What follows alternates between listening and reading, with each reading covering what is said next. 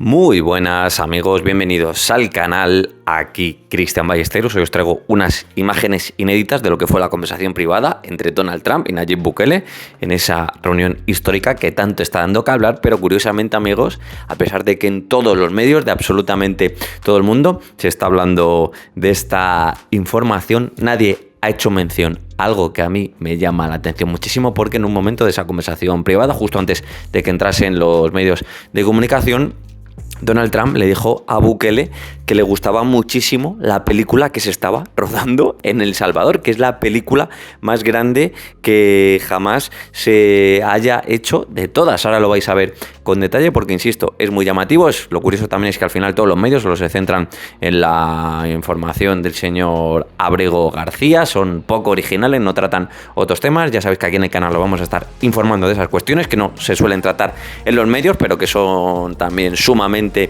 importantes. Y eso sí, antes de ver en detalle esta cuestión, os he preparado un pequeño resumen, pone los pelos de punta, es muy emocionante, de esa visita de Bukele a Estados Unidos, a la Casa Blanca. Es para disfrutar, para que os pongáis unas palomitas, os toméis un refresco, porque son 5 minutos también de auténtico cine que van perfectamente hilados con esa película de la que habló Donald Trump y que ahora os voy a contar todos los detalles. Vamos a verlo y a disfrutar.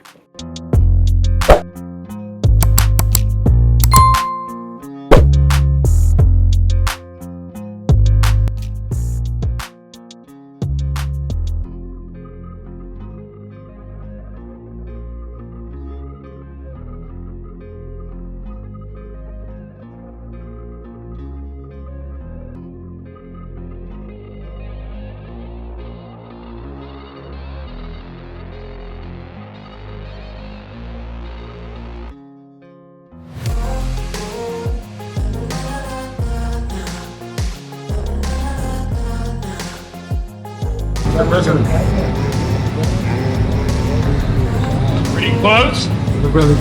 Pretty shut. Pretty face. President Trump, your message to Christians during this Holy Week, sir. It started Holy Week. You have a message for Christians, sir, during this Holy Week, Trump. Mr. President, how are you? Good to see you. Welcome. Thank you. Nice to see you again.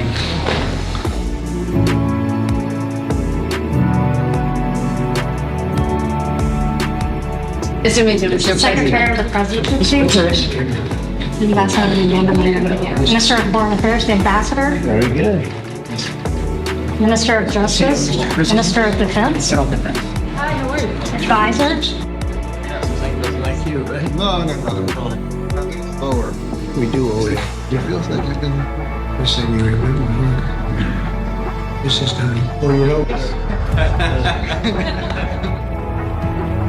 Very young man. Now he's just a young man. He's done a fantastic job. Mr. President, it's an honor to have you. Thank you. You're doing incredibly for your country, and we appreciate working with you because you want to stop crime, and so do we.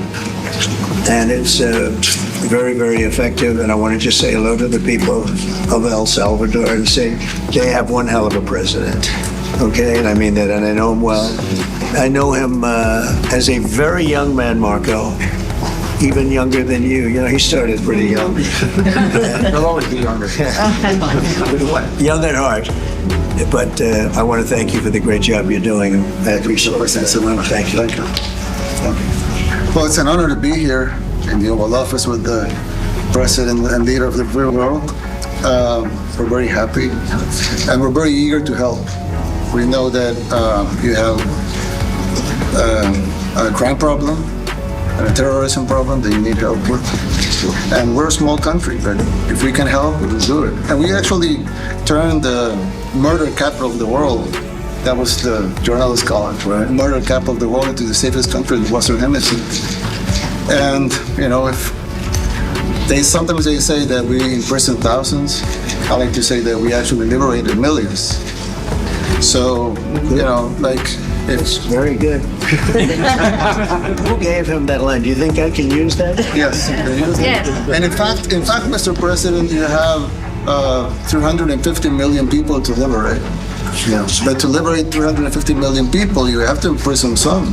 That's the way it works, right? You cannot just, free the criminals and think crime is going to go down magically. You have to imprison them so you can liberate 350 million Americans that are asking for the end of crime and the end of terrorism. And it can be done. I mean, you're doing it already. So I'm really happy to be here, honored, and eager to help. Well, we had a terrible thing happen. We had an administration that allowed people to come in freely into our country from not only South America, but from all over the world. We're a great country, but we had stupid people running this country. And I can say what they've done to us at the border should never and can never be forgotten. It's a sin, what they did. And you are helping us out, and we appreciate it. Thanks. Thank you. Actually, what you're doing with the border is remarkable. It has dropped, 95%? It's incredible. As of this morning, 99%, 99.1% to be exact. Why are those numbers not in the media?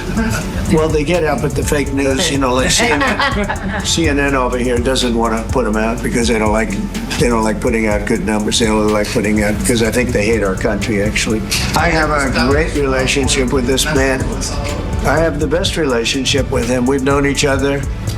I've known him since he was a very young man, as I said, very, very young, and I was impressed. I said, look how this guy is. In fact, you sort of look like a teenager. You look like a teenager. I said, what kind of a country is this? Mr. President. Thank you. He grew up well in the last 5 years. What a numbskull. Remember the word numbskull? When the guy called himself. He called himself.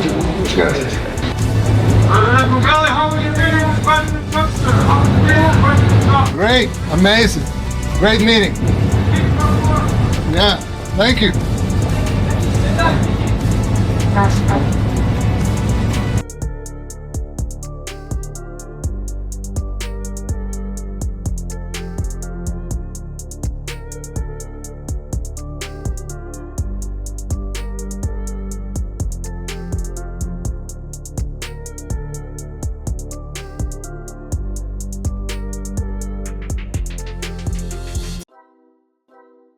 Pues ahí está, amigos, impresionante. Y antes de ver eso que Donald Trump misteriosamente decía de la película que se está rodando en El Salvador, también he traído un testimonio de un famoso analista en relaciones internacionales francés, se llama Pascal Drouhard, y ha dicho esto sobre Bukele.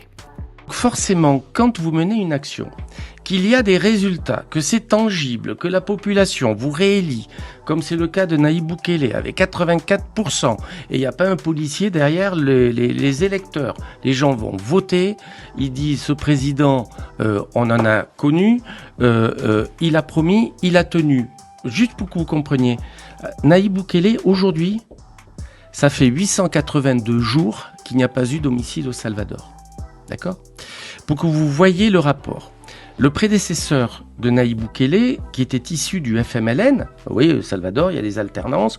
Le FMLN, c'était la guérilla marxiste-léniniste des années 80, qui, avec la paix, s'est transformée en parti politique qui se revendiquait très à gauche. Il y a eu 0 jour sans homicide. Il n'y en a pas eu un. Le prédécesseur de Sánchez Serén, il s'appelait Sánchez Serén, ce président, son prédécesseur, Mauricio Funes, il a connu 1 jour sans homicide pendant son mandat, 5 ans. Il était aussi élu du FMLN. Le prédécesseur de Mauricio Funes, Antonio Saca, on est en 2009, 5 ans de mandat, il a connu 1 jour sans homicide. Aujourd'hui, on en a 882. Je veux dire, c'est historique. Alors vous allez me dire, oui, c'est que 882. Ben, c'est historique. Bueno, amigos, ponedme qué os parece en los comentarios y ahora sí vamos a ver ya eso que dijo Donald Trump. Insisto, por poneros en contexto, es la reunión privada justo antes de que entren los medios de comunicación. Se ve que están ahí en ese ámbito más privado, los asesores de Bukele por un lado, los de Donald Trump por otro, la gente de confianza se hacen la foto y llega un momento en el que dice Donald Trump, déjalos entrar, se refiere a la prensa cuando ya empieza toda esa comparecencia, esa reunión, charla informal, pero justo antes le dice Trump a Bukele, de unas imágenes que se han hecho virales en El Salvador, que parece la película más grande de todas. Vamos a ver de qué se trata.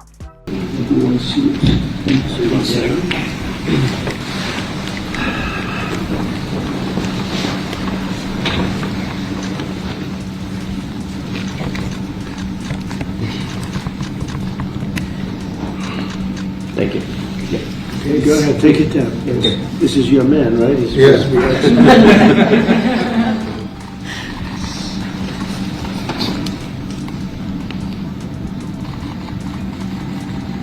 I'll tell you who's good. Whoever sends us those tapes that we get, they become sensations in this country. You know? The tapes, getting out of the planes. That's what people want to see. Respect. They want to see respect. They don't have respect. They're starting to have it here too, but they don't have the respect. Whoever does that does a great job. Oh, we have a team, yeah. We got a good team. Can I use them? Yes. It's all yours. Even the sound, you know, the whole deal. It's very good. It's like a movie. It's a movie. It's a soundtrack, but it's real.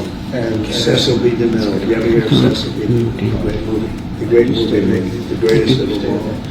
But no, it's really and I would say Marco has a big impact. yes. It's all over.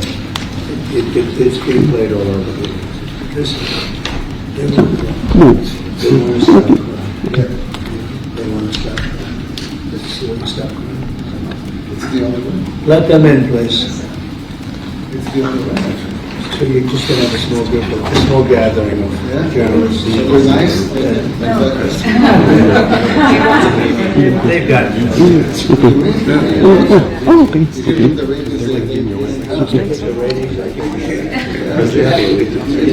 They haven't been you give me the ratings. Exactly.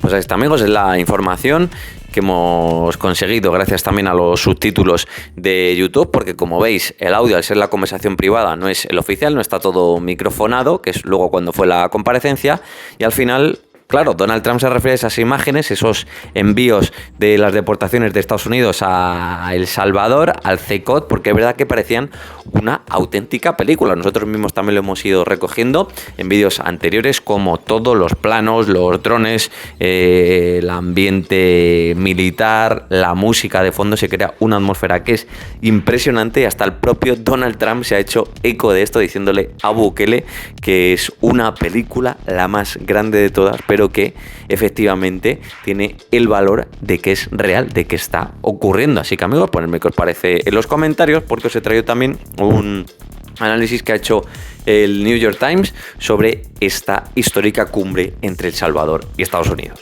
On Monday, President Trump and President Bukele met at the White House and made clear that they have no intention of facilitating the return of Mr. Abrego Garcia, despite a Supreme Court order saying that he should be returned to the United States. You saw Pam Bondi, who talked about how that's up to El Salvador if they want to return him. That's not up to us. You had Stephen Miller continue to make claims alleging that Mr. Abrego Garcia was a criminal. And then, as if he was next in line, as if he was another senior official of President Trump, you had Bukele jump in and firmly reject the notion that he would help comply with this court order. The question is preposterous. I don't have the power to return him to the United States. And Mr. Bukele, President Trump really has found a prison warden of sorts. When El Salvador was suffering from a scourge of gang violence, President Bukele instituted a state of emergency in 2022 and pursued sweeping mass arrests. Many of the 85,000 people that were apprehended and forced into the prison system in El Salvador didn't have their day in court.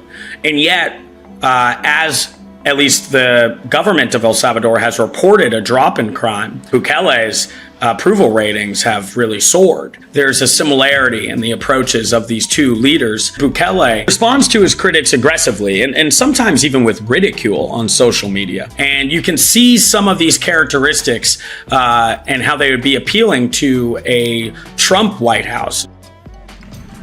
Sometimes they say that we imprison thousands. I like to say that we actually liberated millions. So, it's very good. This meeting was symbolic of how much the United States has changed. For years, the United States would treat President Bukele like a pariah. You now have a White House that's willing to open its doors to a self-proclaimed dictator. This is somebody who obviously is seeking to grow his profile on the global stage. There's definitely political capital to be gained for the president of El Salvador as well, and you saw that on Monday.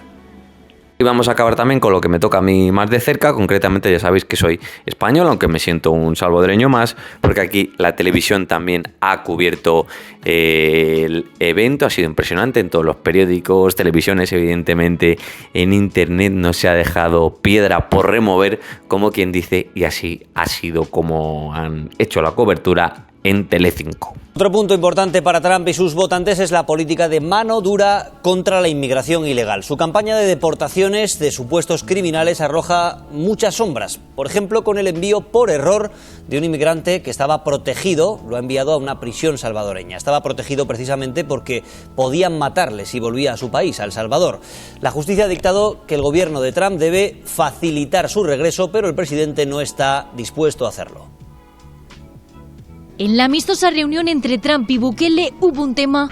¿Cuántos criminales ilegales planea deportar? Sobre el que era inevitable preguntar. Una de las periodistas se centra en un caso muy concreto.